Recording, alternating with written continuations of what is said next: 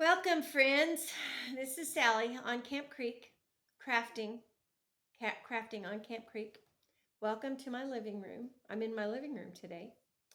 The house is quiet. The kids are all at school. The grown-ups are all at school. And I am in my chair thinking about yarn. And I wanted to share uh, my progress on my granny squares. First, I have an almost finished project. I'm just finishing up the last little bit and the last few rows of this Granny's, Granny's favorite washcloth made into a blanket. This is Barnett blanket yarn, nose edges, in the color Raspberry Kiss, and it's pretty. This is 2 skeins, so they're like $10 a skein. So I think I will have enough to completely finish it. I hope. I don't know. I may have to, believe it or not, tie on a little bit. I should have stopped on my last skein a little sooner, and I know that.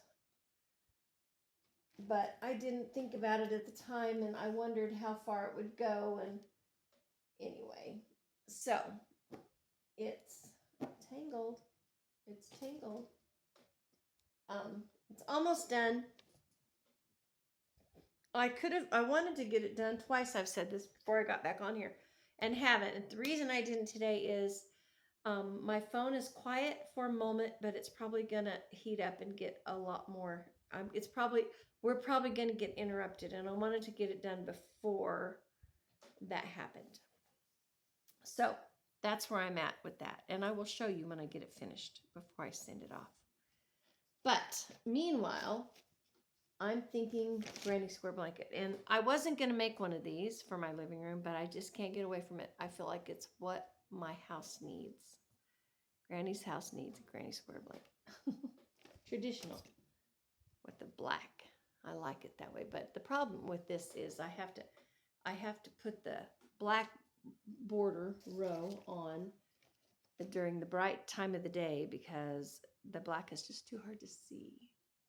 And this is all done with a little bit of I Love This Yarn and uh,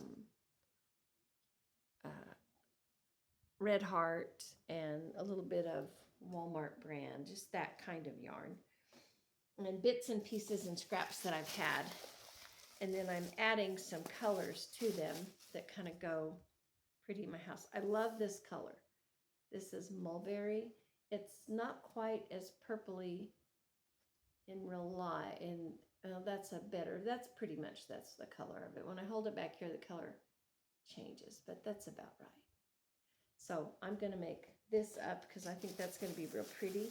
Then I needed some kind of different greens, and I got this jade because it seems to go well with this, I think. I don't know. I may find out I'm wrong. And a little bit of lavender, light jasmine. They didn't have a lot. They never do.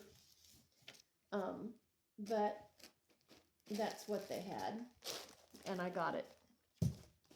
Meanwhile, I needed some carp crochet, and I'm tired of socks. It's too hot to work on wool. My fingers are sweating. Although this is wool, but it's less, And I've had a lot going on, and I just haven't wanted to focus my brain on my knitting, which leads me to many mistakes, which is frustrating. So I pulled out some real simple projects from my tub of unfinished things, and this was one of them. And I've lost my clip. I'll find one right here. Uh-oh, I just pulled that out of my Bible. Therefore, I will not remember where I was at. It's okay. I had this tag in my Bible, and it had a stitch marker on it.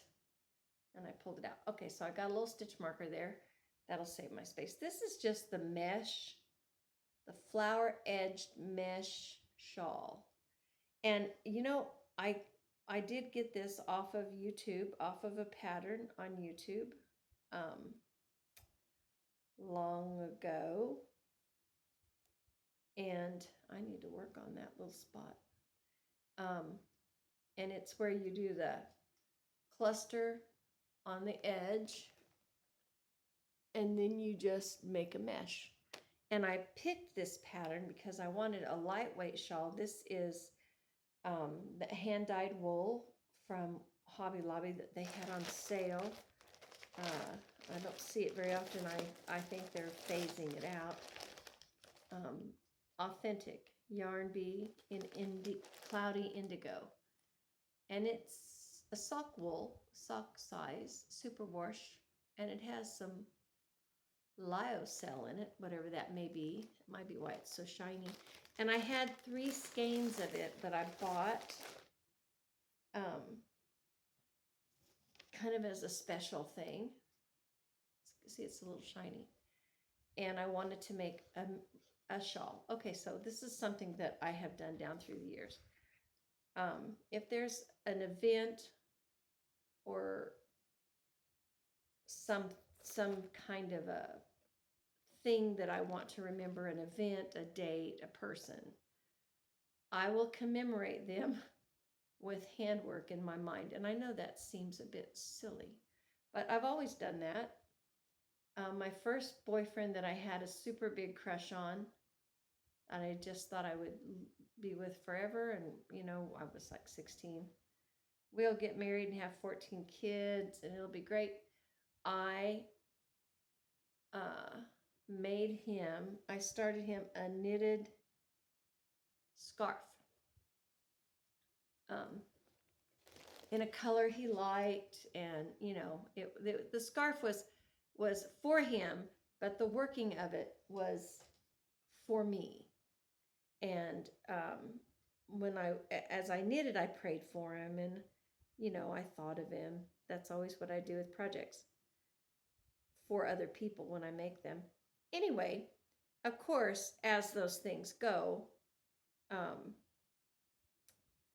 there was another 16-year-old in the town where he went to school that he decided he liked better.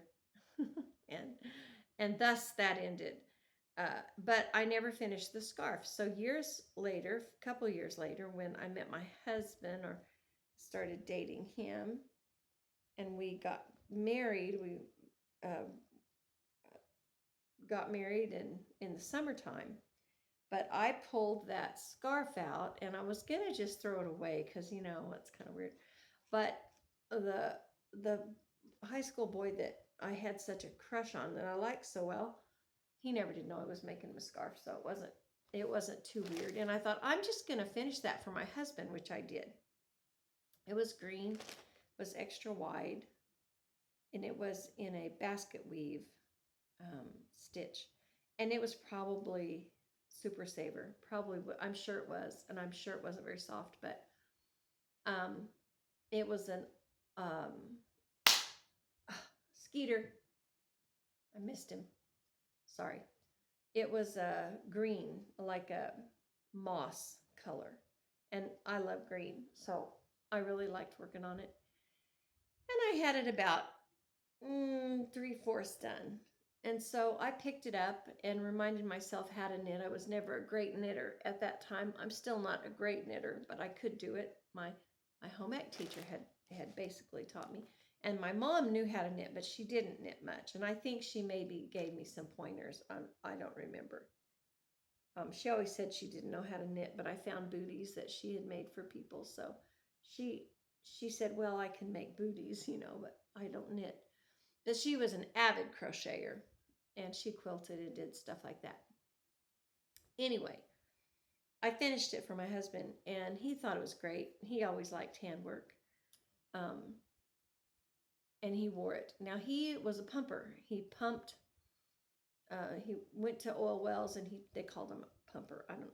He checked the wells and made sure they were pumping and measured the oil. And most of that, I think a lot of that is like done through computers now, but it's all like online.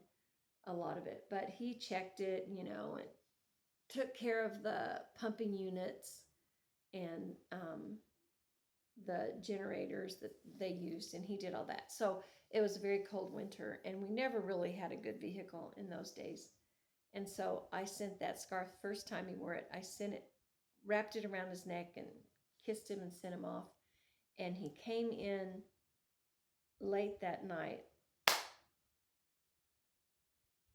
And actually, this might have been when he was a roughneck, before he was a pumper. I think this was when he was a roughneck.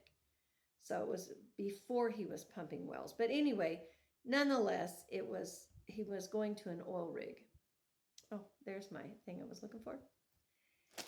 When he came home, not only did I have to throw his clothes away, but that scarf was just done for, because something had exploded all over him, and he had crude oil an inch thick all over him. And even after cleaning it off when he came home, he still couldn't get it off. It's so goopy and ooky and thick. Anyway, that was the story of the scarf. It was gone. And I don't think I ever told him that I had started that for an old boyfriend. I don't think I did. I might have, but I don't think so. Anyway, but I've always done that, you know, like yarn, or usually a yarn project will kind of, sometimes embroidery is that way. I'll do a quilt for somebody and I'll use embroidered blocks, but I'll think about them and it's kind of commemorate something. Well, that's what this was. My sister had liver disease, and we doctored a lot with her, and we would buy yarn and stuff. So when this first came out, it was way too expensive. But I bought it when, I think, right after she had her transplant, and I had been just sitting in the parking lot some, because during COVID, they wanted you to be in the area, but they didn't want you to be in the room. It was just a huge, COVID was such a mess. If you had someone who was ill and in the hospital with something else, you know, it was crazy. Anyway, I don't even want to, those are really bad memories during that time. Fussing with them, and like the hospital had rules, but the liver transplant department had rules, and the rules clashed. So it was very hard to know what to do. Anyway, or who to battle, you know, and if you fought over it, then you're labeled as a bad guy because, oh, you know, dare thou not speak against the big C or anyone's policies concerning the big C, even if they weren't, you know, they were in conflict. So anyway, it was a really difficult time to maneuver. And I bought this yarn during that time. And I started a dozen things with this yarn. I was going to make socks initially, but I think I felt like my mind was, although sock knitting is mindless, it has a certain type of tediousness to me because you're working with small things. So crochet with small yarn and a smaller needle is not on the same level of like intense, because I can crochet in my sleep, maybe. So I ended up crocheting it. And I picked this because I wanted a big shawl. Oh, pardon me. I wanted a big wraparound shawl, and I wanted something simple because the yarn is so pretty that I wanted the yarn to be the focal point. And I tried several things before I settled on this, and the yarn was lost in the pattern. So that's why I picked this mesh shawl, edged mesh shawl. I wish that it was a crescent. I think I would like it better, but this is the pattern that I got, and I'm using an E-hook. I think, yes, a 3.5. I believe is what I've been using, which is, some people might say, a bit small, but I wanted my chains to look neat And that's why I chose the smaller hook. Or, you know, if you make a shawl, even out of sock yarn, you generally want to use a larger hook. It's recommending a D, but that would really be small.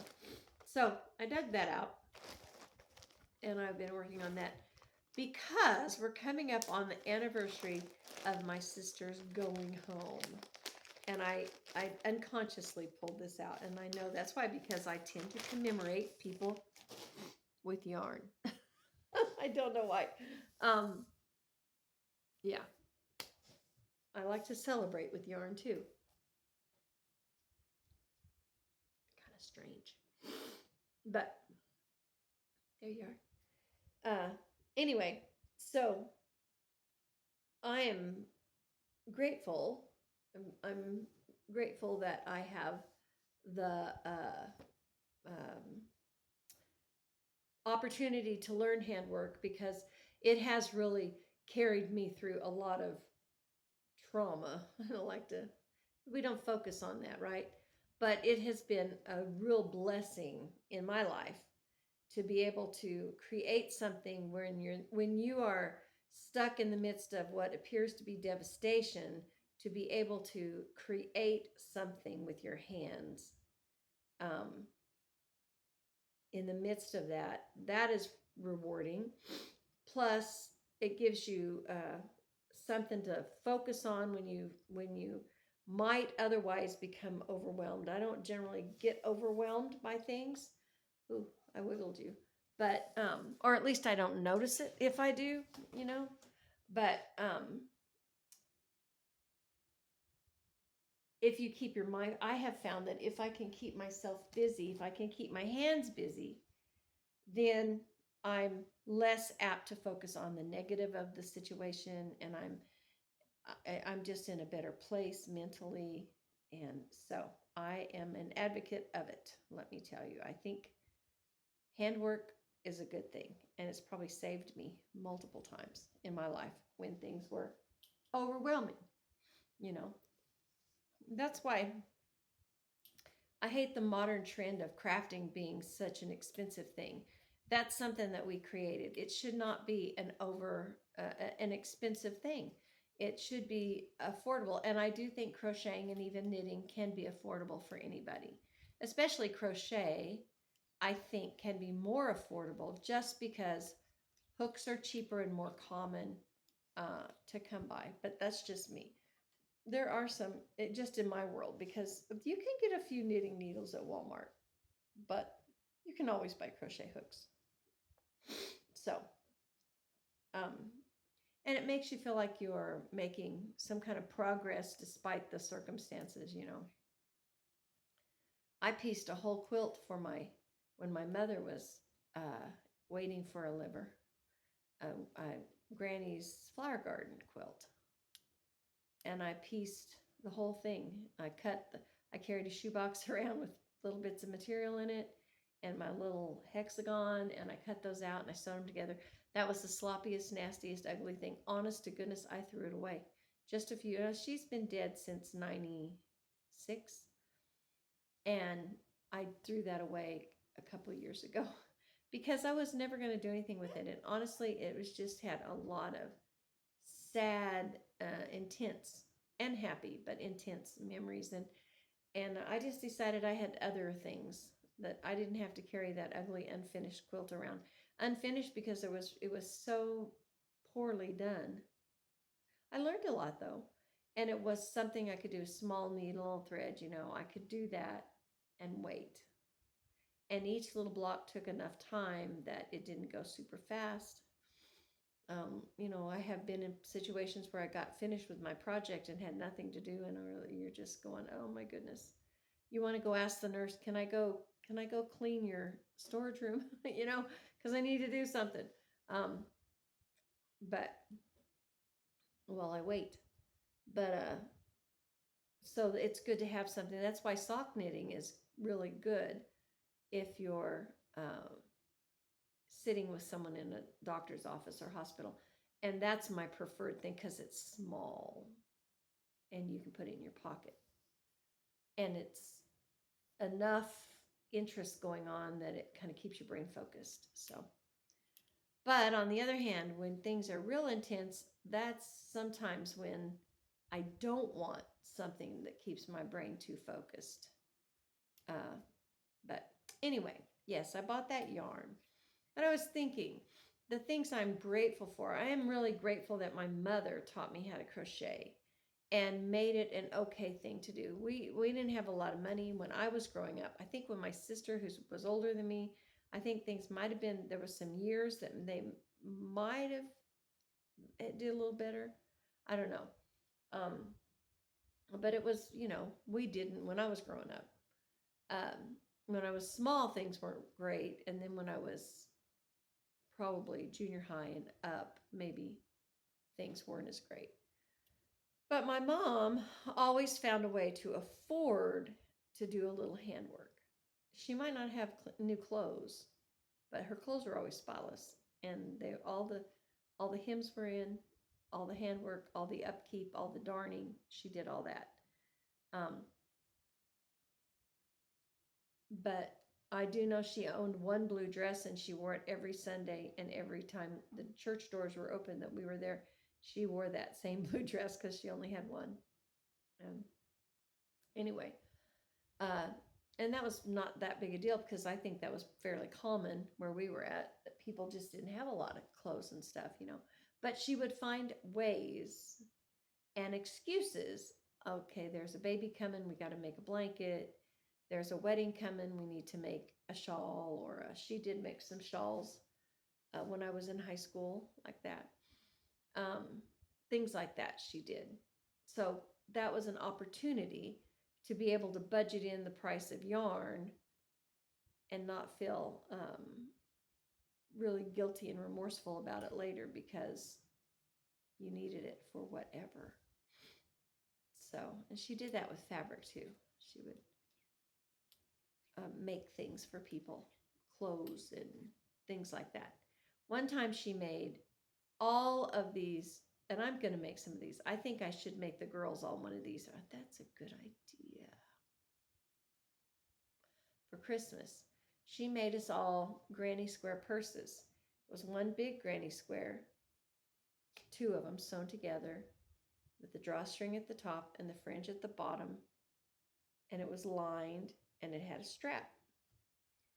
And she made all the girls on the block one. We all had those granny square purses. That is not a bad idea. Oh, one moment. Part 1 is now over.